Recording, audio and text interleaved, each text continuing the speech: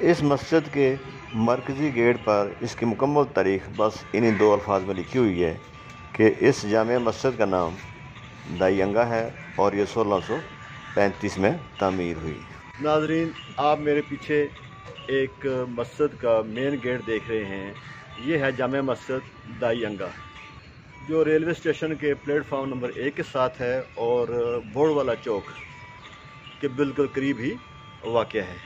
تو آئیں ہم آپ کو اس کے اندر کی سیر کرواتے ہیں۔ ناظرین، اندر داخل ہونے سے پہلے آپ دیکھیں کہ یہ مرکزی دروازہ کتنے خوبصورت بنایا گیا ہے، آیات ہیں، کلمہ طیبہ لکھا گیا ہے۔ چلیں اب ہم اندر داخل ہوتے ہیں۔ تو میرے بائیں طرف حوض ہے جو پانی سے بھرا ہوا ہے۔ کبھی یہاں لوگ وضو کیا کرتے تھے، لیکن اب آج کل جدید تقاضوں کے مطابق وضو خانہ الگ بنائے گئے ہیں، یہاں پانی کا الگ طریقے سے انتظام ہوتا ہے۔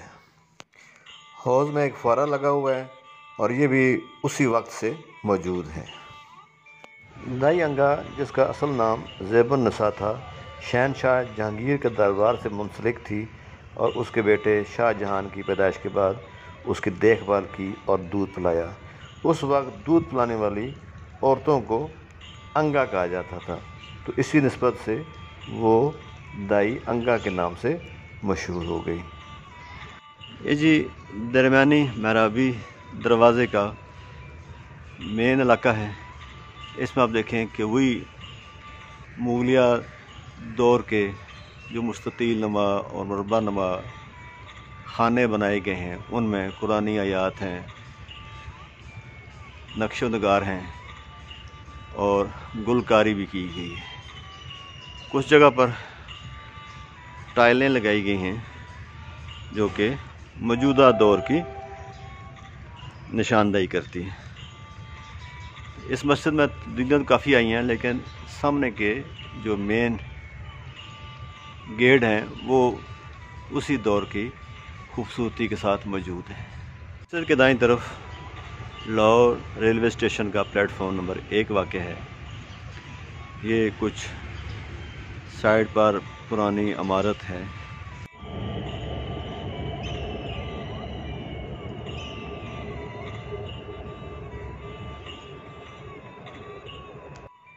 اگر ہم مسجد کے جنوبی اور شمالی دروازوں سے داخل ہوں تو آپ کو کچھ ایسا خوبصورت منظر نظر آئے گا۔ گو کہ اندرونی حصہ پرانے طرز تعمیر کا کافی حد تک ختم ہو چکا ہے، جو نیا طریقہ کار کے مطابق ٹائلوں سے دیواروں کے اوپر اور گنبدوں کے نیچے صحابہ کرام کے نام، نبی کریم صلی اللہ علیہ وسلم کے ارشادات یعنی احادیث، اللہ تعالیٰ کے پاک نام، کلمہ طیبہ اور دوسری چیزیں درج کی گئی ہیں، ان سے سجایا گیا ہے۔ پرانے نقش و نگار بہت تھوڑے تقریباً درمیانی گنبد کے نیچے اور ممبر اور محراب کے دائیں بائیں ہیں، وہ رہ گئے ہیں۔ اب آپ دیکھ سکتے ہیں کہ دیواروں کے اوپر کچھ پرانے نقش و نگار آپ کو نظر آ رہے ہیں، لیکن جو مرکزی گنبد کے اندر بھی جدید طرز تعمیر کے مطابق نئی ٹائلیں لگا کر اس کی ڈیکوریشن کی گئی ہے۔ یہاں بھی آپ دیکھیں کہ اللہ کا نام، کلمہ طیبہ، نبی کریم صلی اللہ علیہ وسلم کی شان میں کلمات اور دوسرے احادیث درج ہیں۔ آپ دیکھیں محراب کے بھی دائیں بائیں جو دیواریں ہیں ان پر پرانے نقش و نگار کسی حد تک جو مربع نما اور مستطیل نما خانوں میں آپ کو نظر آ رہے ہیں موجود ہیں۔ یہ وہی گلکاری ہے، وہی پتھروں کا کام ہے جو پرانے وقتوں سے ہوتا آ رہا ہے۔ یہی انہوں نے کچھ محفوظ رکھا ہے، لیکن باقی تمام مسجد رنگ و روگن، کلئی، چونا وغیرہ اور چمکدار ٹائلوں سے سجا دی گئی ہیں۔ یہ نقش و نگار جو تھوڑے موجود ہیں، یہ بھی نشانی کے طور پر رکھے گئے ہیں، حالانکہ یہ ان کا رنگ و روگن کافی حد تک اڑ چکا ہے، لیکن مرمت کا کام ساتھ ساتھ جاری رہتا ہے۔ مسجد کے اندر تقریباً 80% سے زیادہ جدید طریقے پر کام کیا گیا ہے۔ اس مسجد میں بھی بہت برے حالات دیکھیں۔ آپ دیکھیں یہ پتھروں کے اندر پتھروں کا خوبصورت کام रंगदार पत्थर आपको नज़र आ रहे हैं। ये भी उस वक्त की एक खूबसूरत कारीगरी थी, नक्शो नगार बनाना और गुलकारी करना। मस्जिद के बाहर तो ऐसा काम काफ़ी हद तक मौजूद है, लेकिन अंदर काफ़ी नया काम मौजूद है, जो आज के जदीद तकाज़ों के मुताबिक रंगदार टाइलों से सजाया गया है। जहांगीर के दौर में दाई अंगा, जो एक दाई का काम भी करती थी, और ख़ास तौर पर शाहजहां के लिए एक ऐसी दाई थी जो उसे दूध भी पिलाती थी। बहुत मालदार थी, नस्लन तो ये मुग़ल ख़ानदान से तल्लुक़ रखती थी, लेकिन बहुत अमीर औरत थी। इसका मियाँ बीकानेर में जहांगीर के दौर में एक काजी उल क़ज़ा के ओहदे पर भी काम करता था, और इसकी वालिदा तैमासब, जो कि ईरान के बादशाह थे, उनके दरबार से मुंसलिक थी। इसने बहुत बड़ा कताराजी इस मस्जिद के चारों तरफ मस्जिद के लिए वक्फ कर रखा था। इस मस्जिद के छत पर 3 बड़े बड़े गुंबद मौजूद हैं।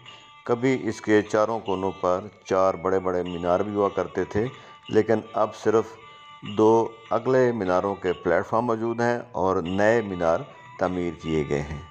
ये मस्जिद खूबसूरती में अपनी मिसाल आप थी, और तमाम मसाजिद से ज़्यादा अच्छे तरीके से बनाई गई थी। आप देखें, इसके फ्रंट का काम अब भी वही मुगलिया फ़न तमीर का ही नज़र आ रहा है। कुछ तब्दीलियां हैं, लेकिन इसके मरकज़ी महराबी दरवाज़ों पर वही मुगलिया फ़न तमीर का काम ही मौजूद है। कहीं कहीं ईंटें और कहीं कहीं रंगदार टाइलों से इसको मुज़य्यन किया गया है। मस्जिद के सामने एक छोटा सा बागीचा है। मस्जिद का भी बहुत बड़ी हुआ करती थी। दाई अंगा यानी ज़ेबन साहब बेगम ने इसके पास एकड़ों ज़मीन मस्जिद के लिए वक्फ की हुई थी, जिसमें उसने बागात लगाए थे, और उसकी आमदन से मस्जिद की तमीर व मरम्मत और दूसरे अखराजात पूरे होते थे। लेकिन वक्त के साथ साथ इस मस्जिद के साथ भी बहुत जुल्म हुआ। मुग़लों के दौर में तो इसकी बहुत निगहदारी, निगहबानी और हिफाजत की जाती थी, लेकिन जैसे रंजीत सिंह का दौर आया तो इन्होंने जैसे बाकी मस्जिदें, दरगाहें, बाग और दूसरी इबादत गाहों को नुकसान पहुंचाया, इस तरह इस मस्जिद को भी नुकसान पहुंचाया। उन्होंने उसके कीमती पत्थर उतार ली और इसको अपनी फ़ौज के लिए बारूद खाना बना दिया। रईसी कसर अंग्रेज़ सरकार ने इसको अपनी रहायशगाह तमीर करके पूरी कर दी, और रेलवे स्टेशन का काम शुरू हुआ तो इस बिल्डिंग को सुपरिटेंडेंट का ऑफिस बना दिया गया, जो 1903 ईस्वी में मुसलमानों के शदीद एहतजाज के बाद दोबारा फिर मुसलमानों को वापस दे दी गई। जी, अब हम आपको मरकज़ी गेट से बाहर जाते हुए खुदा हाफिज़ कहते हैं।